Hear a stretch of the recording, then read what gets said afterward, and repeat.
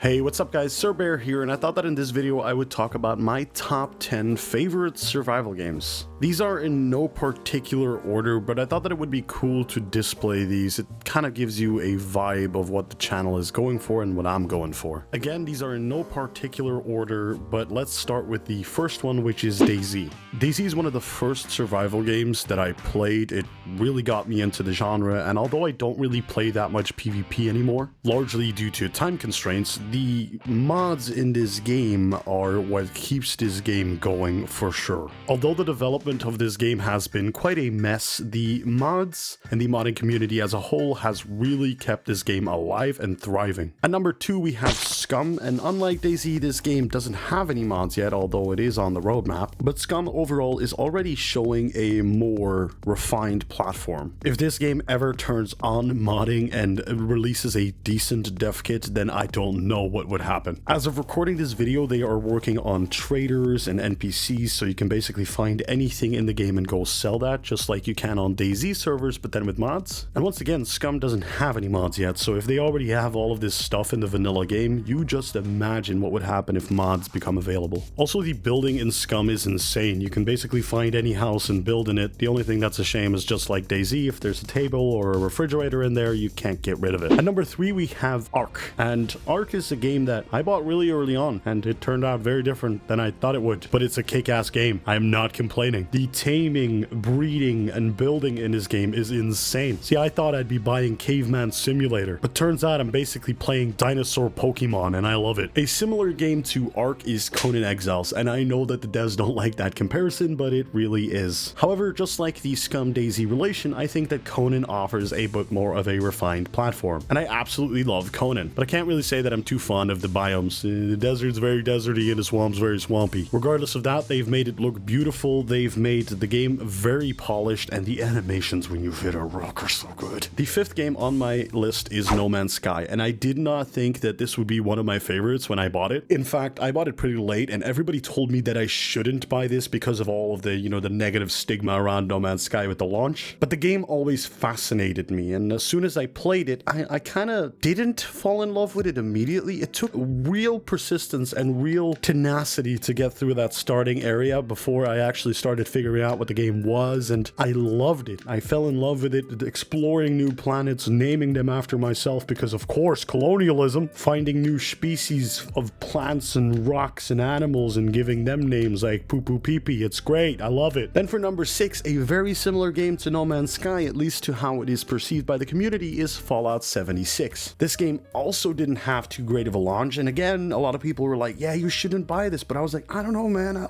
I like Fallout, so I bought it. And granted, when I bought it, it didn't have a lot of the NPC stuff that it has now. It had very little of that, but I still fell in love with it. See, I didn't love Fallout for the NPCs. I loved Fallout for the beautiful post-apocalyptic world, as well as the lore, but it doesn't need NPCs to have a well fleshed out lore, but NPCs do bring a lot of life. Then for number 7, we have Grounded. Now, I have very little playtime in this game as of right now because most of my friends are telling me that I should wait and do it like co-op and with friends because it's so much better, and to be fair, so far I agree. It is a great co-op survival game. It is a blast of fun, and it's honestly a really creative take on the genre. And then at number 8 we have 7 Days to Die. Now, this game has had its problems. I think they handled their console release with Telltale Games very poorly, and the communication after getting their port back was also done very poorly, and they were always behind when it comes to updates. But nonetheless, 7 Days to Die is one of those games that just has an amazing framework around it. You see a house? Yeah, you can level that. Oh, you saw a mountain? Yeah, you can go through that. It is basically zombies Minecraft, and it's amazing. I love it. The voxel technology is something that more games need to adopt. Also, all the recipes and the things you can craft and find in this game are amazing. At number 9 we have Rust. Starting out as a zombies game that was heavily inspired by Dayz,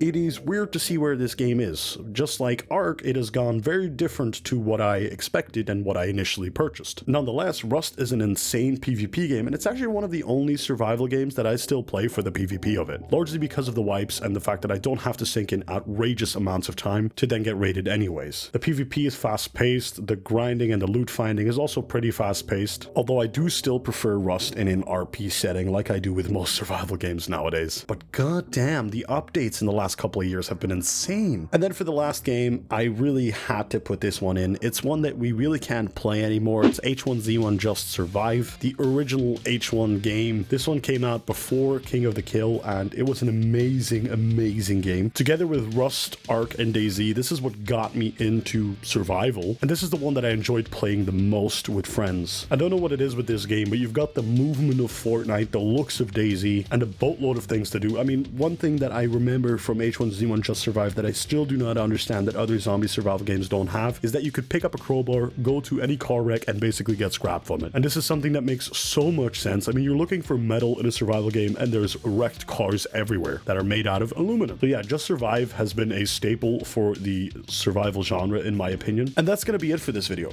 Don't get me wrong, I understand that there's a ton of other survival games that are insane, like for example Valheim and Project Zomboid, but I haven't put a lot of time into those games yet, and I definitely will be doing so in the next year. So let me know in the comments down below what your favorites are so I can check those out first. And if you enjoyed this video, please leave a like, subscribe, and hit the bell so you don't miss any future uploads, and stay grizzly.